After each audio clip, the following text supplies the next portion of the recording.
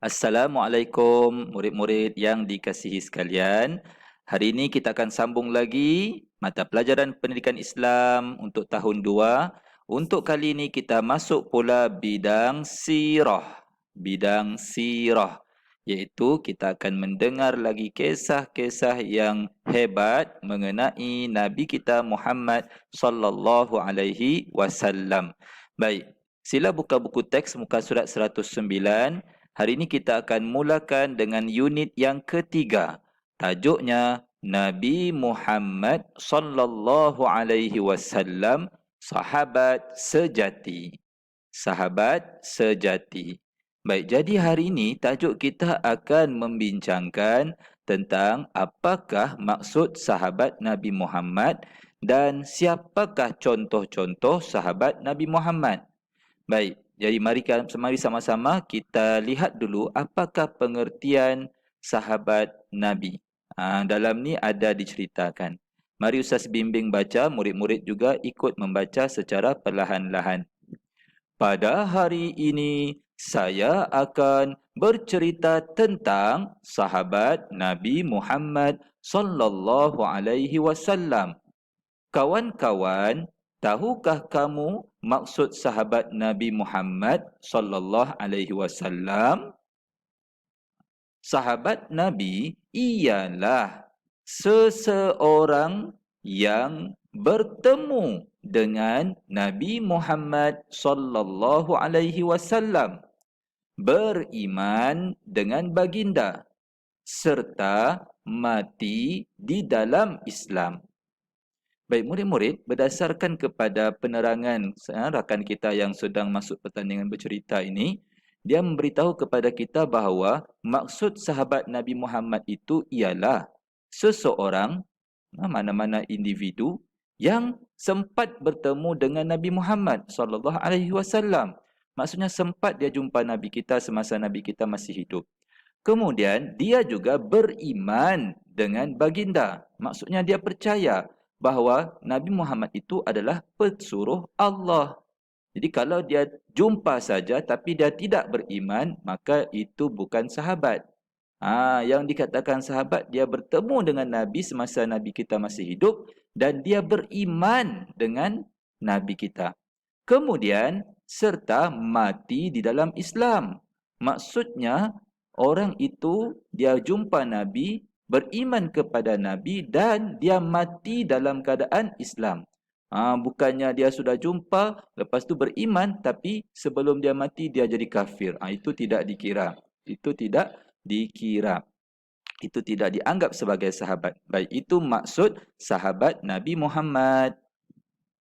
Baiklah, jadi kita tahu sudah, maka di sini ada sedikit persoalan. Bagaimanakah akhlak Nabi Muhammad sallallahu alaihi wasallam terhadap para sahabatnya? Nanti itulah yang akan kita pelajari ya. Baik, seterusnya mari kita lihat pula siapakah contoh-contoh sahabat Nabi Muhammad. Baik, sebelum itu Ustaz ingin kenalkan bahawa sahabat-sahabat Nabi Muhammad ni berbagai-bagai lapisan. Ya, hebatnya Nabi Muhammad, dia baginda sentiasa berkawan bersahabat dengan ramai orang, tak kira pangkat, tak kira jawatan dan sebagainya. Mari kita lihat contoh. Yang pertama, di sini dia sebut sahabat yang terpilih. Yang pertama, Abu Bakar As-Siddiq. Abu Bakar As-Siddiq. Ini sahabat yang terkenal.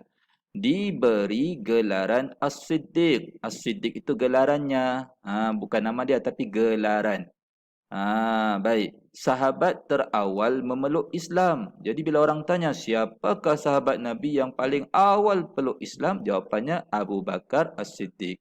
Yang keseterusnya, peneman Nabi ketika berhijrah. Ya, bila Nabi kita berhijrah daripada Makkah ke Madinah, Abu Bakar As-Siddiq adalah rakan sahabat yang menemani Nabi kita. Seterusnya, khalifah pertama selepas kewafatan Nabi Muhammad sallallahu alaihi wasallam. Maksudnya Abu Bakar As-Siddiq dilantik sebagai pengganti kepada pemimpin negara selepas Nabi kita meninggal dunia. Yang seterusnya, beliau ini Abu Bakar As-Siddiq meninggal dunia pada tahun 13 selepas hijrah. Pada tahun 13 hijrah. Baik, yang kedua, Bilal bin Rabah. Bilal bin Rabah ini siapa? Yaitu muazin. Muazin ni apa? Itu yang orang azan di masjid di surau tu. Itu namanya muazin, tukang azan. Muazin Rasulullah sallallahu alaihi wasallam.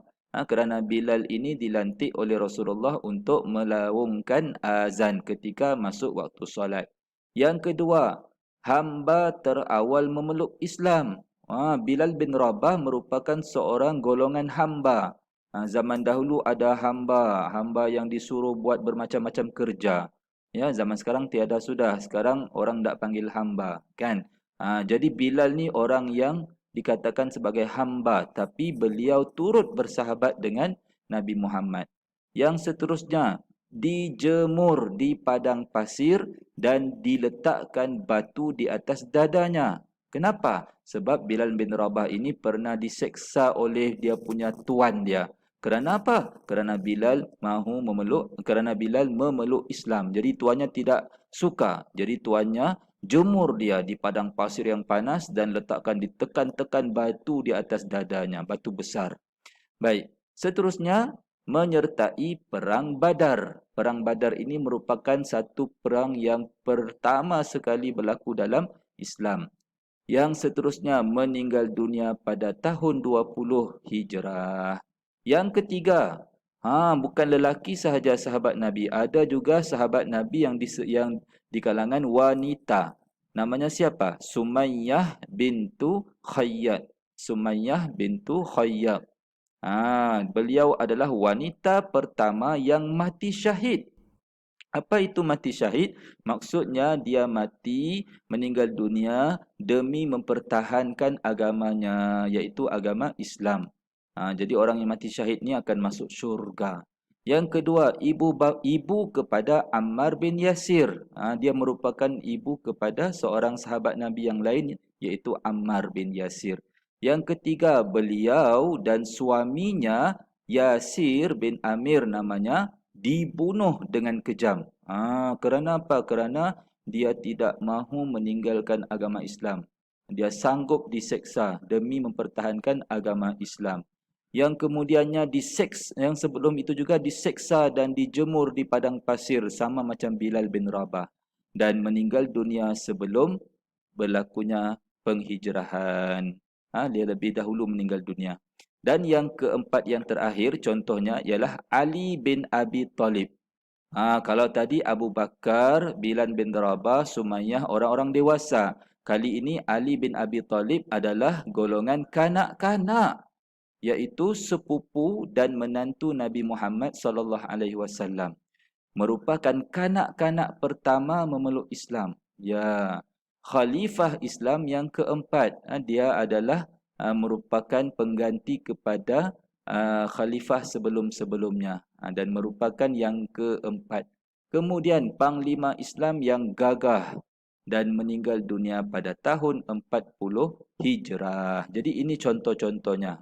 Diharap murid-murid dapat ingat ni, Abu Bakar As-Siddiq, Bilal bin Rabah, Sumayyah dan juga Ali bin Abi Talib. Jadi sampai sini dahulu, kita akan sambung lagi pada pertemuan yang akan datang.